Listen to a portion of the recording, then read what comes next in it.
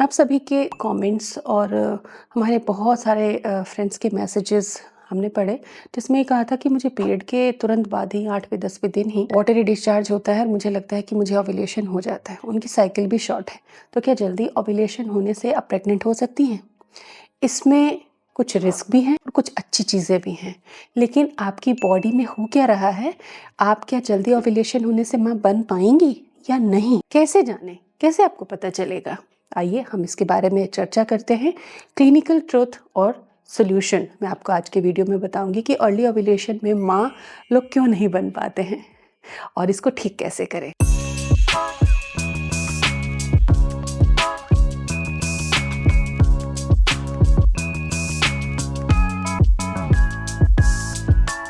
Welcome to Prerna's fertility care. जो normal ovulation होता है वो 12 से 16 दिन के बीच होना चाहिए। इससे एग्स को प्रॉपर डेवलप होने, उनको ऑप्टिमम साइज लेने में टाइम मिलता है और वो सही से डेवलप हो पाते हैं और ईटी भी प्रॉपर डेवलप होती है। लेकिन अगर ओव्यूलेशन समय से पहले हो रहा है, यानी कि 8-10 दिन तक हो जा रहा है, 11वें दिन से पहले ओव्यूलेशन आपको हो जा रहा है, आपको वाटरी सा डिस्चार्ज आ रहा है, एलएच किट जो आप यूज करती हैं उसमें पॉजिटिव साइंस आ रहे हैं, देन क्या माँ बनना मुश्किल है? हमेशा नहीं, कई फीमेल्स इसमें भी माँ बन जाती हैं। कई बार मिसकैरेज भी होता है, कई बार केमिकल प्रेगनेंसी भी होती है। तो ये क्यों हो रहा है और आपको अगर अपनी साइकिल ठीक करनी है तो क्या करना होगा इस कंडीशन में? क्योंकि अगर ओव्यूलेशन जल्दी होता है तो ल्यूटियल फेज भी शॉर्ट होता है, साइकिल भी शॉर्ट होती है, जल्दी जल्दी पीरियड्स आते हैं। अब ऐसे में कंसीव करना मुश्किल नहीं है, लेकिन आपको सही जानकारी होनी चाहिए कि अब इसमें करना क्या है आपको। अर्ली ओव्यूलेशन कब अच्छा हो सकता है? अगर आप फॉलिकुलर स्टडी कराएं इस कंडीशन में और एग साइज 16 mm से ऊपर जा रहा है, 18 से 20 mm जा रहा है अर्ली डेज में भी, अर्ली ओव्यूलेशन में भी, 10th डे तक भी,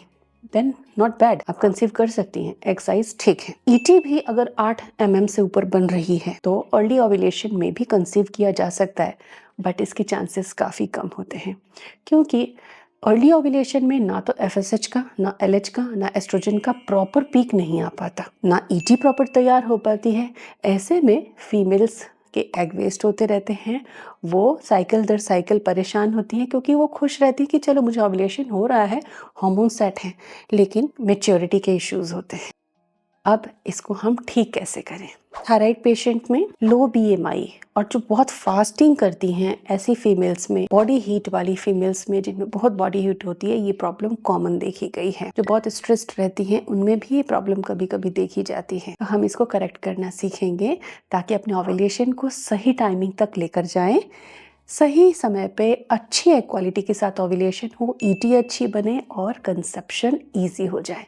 चीज़ें बिल्कुल टफ नहीं है, लेकिन अच्छे से समझ के सही तरीके से कोशिश करना होगा।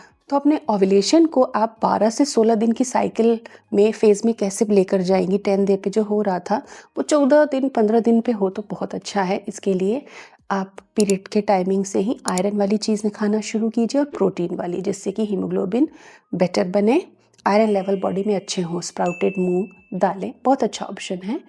आप बॉइल्ड एग भी ले सकती हैं। साथ ही आपको आयरन वाली चीज़ें, अनार, चुकंदर, पालक, बथुआ, हरी सब्जियां हैं या सप्लीमेंट्स लेती हैं तो वो भी आप लेते रहिए। सौंफ का वाटर आपको पीना है 1 कप खाली पेट हर रोज। लाल मिर्च, हैवी खाना, एसिडिक फूड आपको अवॉइड करना है। हेल्दी फैट लेने हैं जैसे चिया सीड, फ्लैक्सीड या अखरोट में से कोई एक चीज़।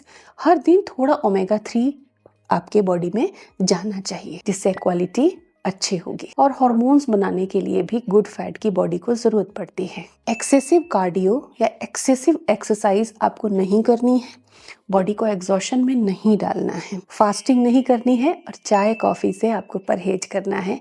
इन चीज़ों का, इन डूज एंड डोंट्स का आपको ध्यान रखना है। देखिए, कॉन्सेप्ट सिंपल है, न्यूट्रिशन आप बढ़ाइए, एस्ट्रोजन स्टेबल होगा, क्वालिटी अच्छी होगी, मेच्योरिटी सही से आएगी, और सही से मेच्योरिटी होने में डेज तो लगते ही हैं। तो न्यूट्रिशन पे आपको प्रॉपर ध्यान देना है। बॉडी हीट को बढ़ाने वाली या पित्त कारक जो चीजें हैं वो आपको नहीं खानी है। इसमें आप कुछ टेस्ट करा सकते हैं, जैसे कि आपको फॉलिकुलर मॉनिटरिंग करानी चाहिए 8वें 9वें दिन से continue, alternate days up to ovulation.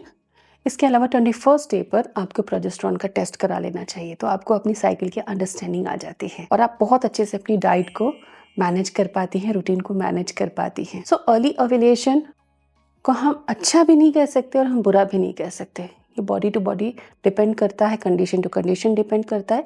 लेकिन हमें अगर माँ बनना है तो हमें ओव्यूलेशन के सही टाइम तक अपनी बॉडी को लेकर जाना होगा, उसको सपोर्ट करना होगा डाइट से और अपनी रूटीन से। आप इसको बहुत अच्छे से फॉलो कीजिए। छोटी सी टिप्स हैं लेकिन बहुत कारगर है, 1 महीने में आपको नतीजा मिल सकता है।